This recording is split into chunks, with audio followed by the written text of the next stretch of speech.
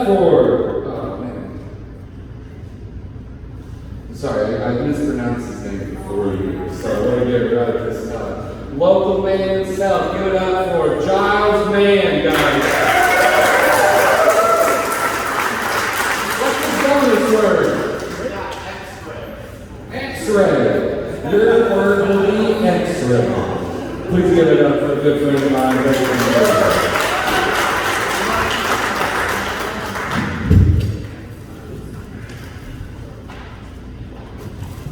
How you all doing?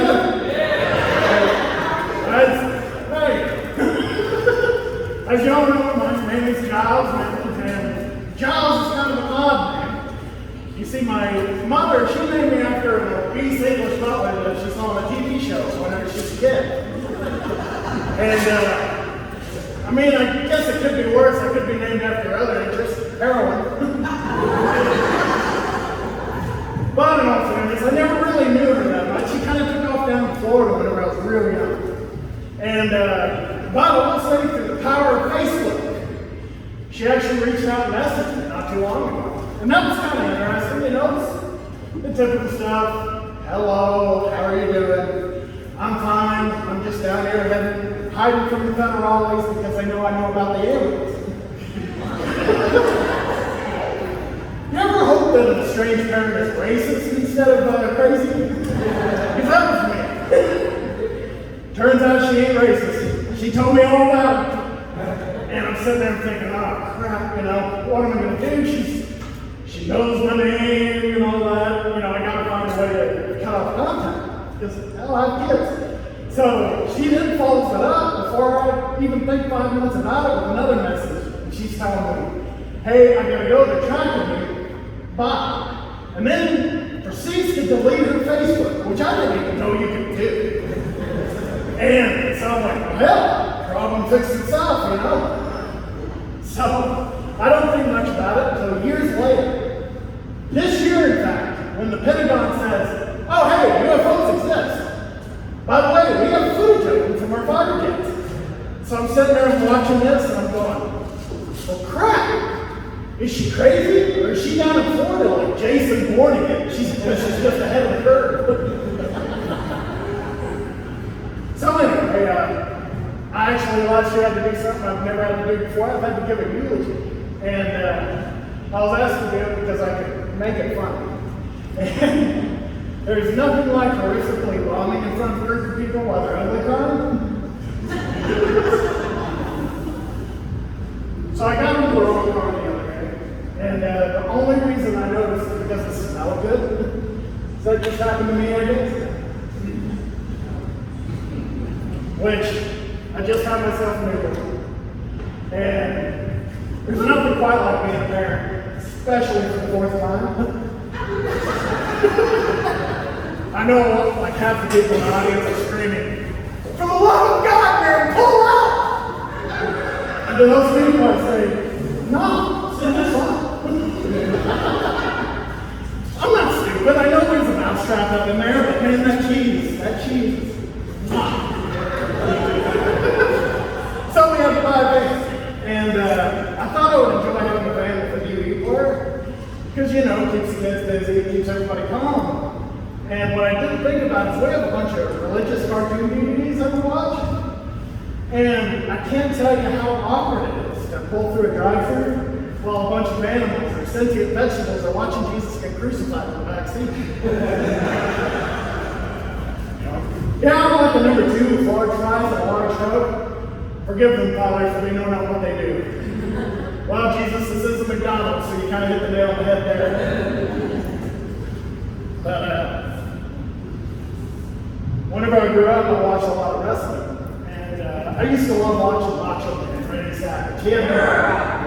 Yeah! Oh yeah! You know, and I love the tassels, I love the cowboy hat, you know, and he'd always bring out this and that. And the downside is, you know, Macho Man passed away probably much the same way I'm going to go out, which is a massive heart attack at a Jeep on Florida highway. And I always wonder though, I wonder if he had like a Sanford and Son moment before the end. You know, I'm coming, Elizabeth!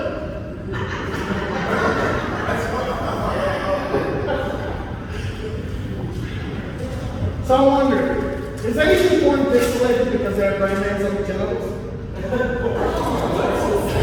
I wonder if there's like a producer somewhere going, damn it, Robin! He's got Toyota written across his junk. We can't do anything with this footage. Don't get me wrong, I'm impressed. I could barely get the Nike swoosh on mine, but really, still. I'd love to have a tattoo. The only problem is I don't really have the body for it. You know, I think you have to be actually in pretty good shape. No offense. And you know, muscular. Because otherwise it feels kind of odd. It feels like you kind of defeat the purpose, like a Punisher shirt with 5XL. So whenever I was growing up in elementary school, I lived through September 11th, 2001. And it was a real sad time. And they brought us over to the gymnasium. We didn't know what was going on. They wheeled in this cart with a TV on.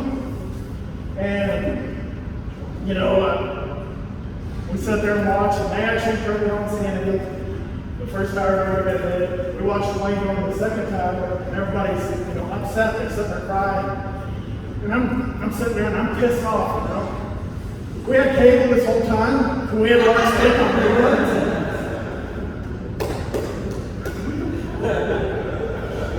So I bought myself a bidet. Now, does anybody even know what a bidet is? It's kind of weird. They're awesome. I don't know if anybody's ever done one of them, but they're awesome. And what it does is it brings the smell down, you sit on your toilet, brings the smell down, and shoots a stream of pure water out that helps clean your tush whenever you're using the restroom. And they said to me, I went through the instructions, it said 15 minutes, you'll get this thing up and running. So 3 hours later, I had it done. And, you know, I'm sitting on it. And I was like, well, I'm actually still working on it. I better make sure this thing works before I get out of here. So I turn it on, and it shoots a stream across the bathroom and hits the wall. I was like, oh, okay, well, it works. So we broke it in proper. We had tacos. Put it in its paces. It was great. And the only downside is I don't know how to hook up hot water to it. So it kind of feels like sitting on a rocket pop right now. But I figured, well, you know, my wife would love this. You know, she was pregnant at the time. This will work great for after pregnancy. It'll be great. And turns out she was actually pretty upset. And I'm like, why are you mad, honey? She says, you know how many packages I've watched arrive here? Car parts, magazines, some weird little techno gadget that you picked up. And the one thing you get while thinking of me is a damn bidet? But I will say this, she's learned to love it. Especially when I put the door back on the bathroom. So I work in a factory, not a fancy factory, we don't like make x-ray machines or anything like that. You know, it's just a little factory, and you know, it ain't so bad, but nobody works in a factory by choice. You know, you're either there because you suck at pulling out, or too ugly for the stripper, or like in the place I'm at, you're just a pervert who needs a job. But it ain't so bad though. They let us bring in our stereos, and we can crank them up and listen to music. And I like to turn mine up just loud enough where I can hear it, but just quiet enough to where when somebody eventually snaps, I can hear the gunshots and duck for cover. But I will say this, it is a little awkward running into people I went to high school with. People who went on and become a little bit more successful. You know, stuff like, well, I inherited a family business, and now we're opening up multiple locations across the tri-state area. Or, well, I just got my doctorate, and my wife says if we take another trip to the Bahamas, we might as well just buy a place there. What about you, John, old chap? What are you up to? Oh, me? Well, every day is a waking nightmare. I spend each day putting chunks of my soul out and handing it to a global corporation, just so that way they can throw it on the ground and stomp them into dust. I spend each day being told Kyle, Charlie, or Josh, because my boss can't be bothered to learn what my name actually is. And every night I have to go home and wash myself immediately so I don't accidentally poison my children. Nothing smells good anymore. My breathing is restricted, And my loving wife is not allergic to my semen. I spend each night gnashing my teeth and screaming into my pillow, and every Friday staring disappointedly at my paycheck. Which reminds me, you're buying drinks, right? Well, that's my time. I'm Giles Man. Please,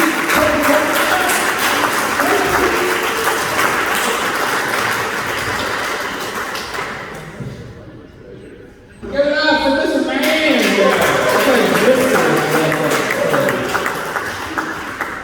Alright, let's see what the judges say. While I'm getting this all set up, I also want to remind everyone, give it up for the orphans smokehouse on the lake side.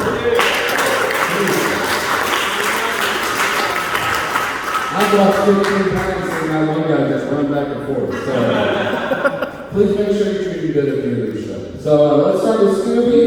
What do you think of Mr. Man, the Salem man? Enjoy his energy. Ready to get set? Seven for Scooby. You got the bonus point.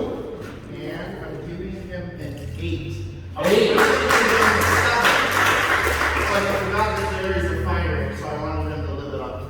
All right, 8 is the bonus point. I like it. And Longhorn, what do you give or say you made? Good energy, good originality, and he's clean.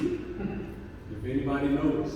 And last but not least, even though he brought his cards on stage, he stayed within his time. That's his name.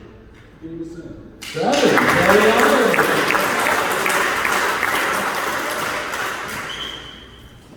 That gives a grand total of 23. Come on.